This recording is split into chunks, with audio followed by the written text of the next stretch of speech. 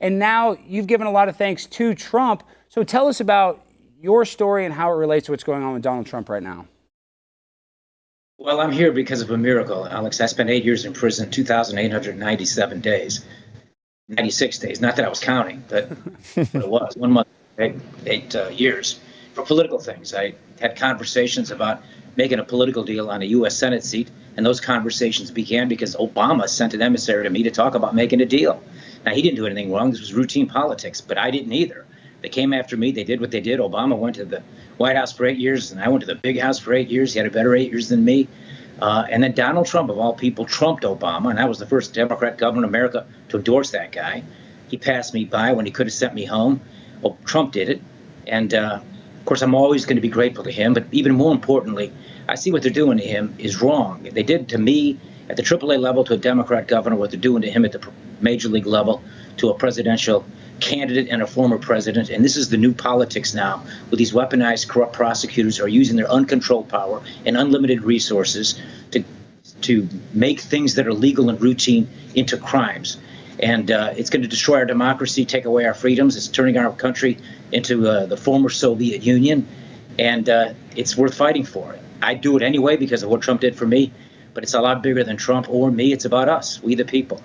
And how much did it help you that you were on The Apprentice? Do you think that helped a lot, connecting with Trump? That's a great show. I've worked in reality TV myself. I'm saying, do you think that was that was probably a big help, don't you think? Can you swear on your show? Is it? Yeah, you can say whatever you want. Yes, sir. Yes, Governor. Myself, it was fucking golden. Who would have thought?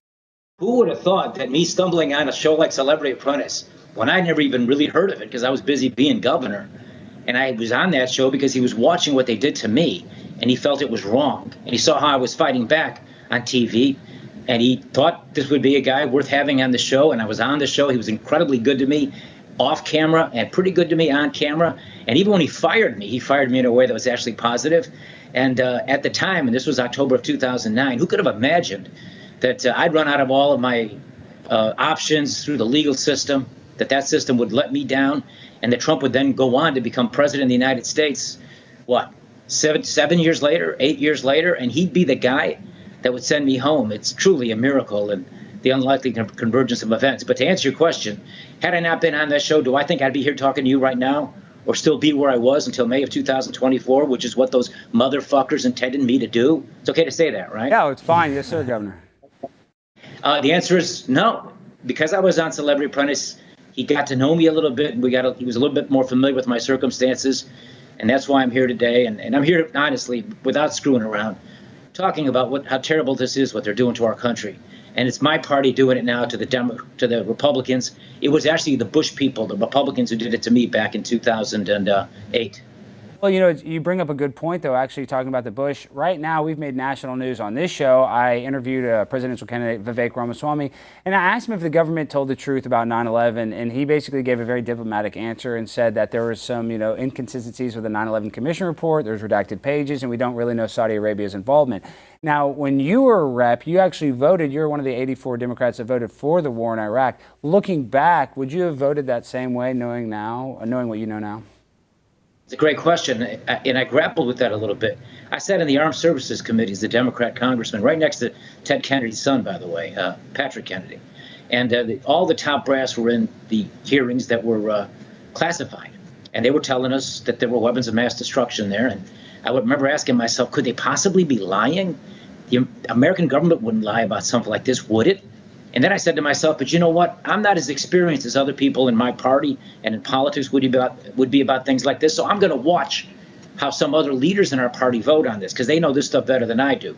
In fact, I'm specifically keeping my eye on Hillary Clinton, the senator from New York, because she would really know. She was married to a president. She was in the White House. She was very active as a first lady, and she's a U.S. senator. If she votes for this war, that means she believes those people that there are weapons of mass destruction. So I voted for that war, because I believe what they told us. They lied. Dick Cheney got richer because they blew up that country. Halliburton got in and got the big contract to fix it up. And if anybody's going to be charged with crimes through indirect actions of third parties, it ought to be Liz Cheney for the actions of her father, and not Trump for some guys that stormed the Capitol. No, you're exactly right. And so how would you compare that to what's happening now in the Ukraine? You mean the war in Iraq? Well, I'm saying, yeah, the war in Iraq, now we just left all those, we left what, billions of dollars worth of military supplies. And, they went and fought a war for weapons of mass destruction that didn't exist, sent a lot of kids out there that ended up getting brain cancer from the burn pits, including Beau Biden got brain cancer. I'm saying, looking back, I don't think that the juice was worth the squeeze. How would you compare that to the conflict now between Russia and Ukraine? Because I think it's very obvious that we're going to have to interject ourselves very soon. Well, today, in view of the experience I had and the lessons I've learned, I'm a lot more skeptical about our government when it comes to things like that. It used to be that all things Russian were wrong, and NATO was all right. But they've been wrong several times, including what they did in the Balkans in the late 1990s. So, no, I have a healthy skepticism about exactly what the purpose is of American involvement there. I think it's right that we help the Ukrainians maintain their territorial integrity, but I wouldn't do as much as they're doing, and I would be very, very careful to not get drawn into a slippery slope where we find ourselves in a conflict with Russia. So you're asking a very good question. I know we're spending a lot of money on aid to Ukraine. I think that there's probably going to be a point, and we may well have passed it, when maybe at some point you just got to let them fight their own war. But I don't have strong opinions on it because I don't have access to the information like I used to have. And when I had it, Alex, I was dead wrong. Yeah. There in 2001 and 2002 when I voted for that war in Iraq. Well, it just shows you how easily you are. You're just taking somebody's word for it, especially people that are experts. So you're going to go with whatever the expert suggests. So I don't really blame you for that. But it's hard being governor. I'm sure you have to make decisions that you don't always know the consequences to. But like this war in Ukraine, I mean, all these people dying in NATO, and you see all the billions of dollars. Yet we look at Hawaii that's on fire, and they're giving $700 per person. I think the average is we've given enough to give $3,000 to every Ukrainian citizen. My grind so refined, I got no time for no games. Ask yourself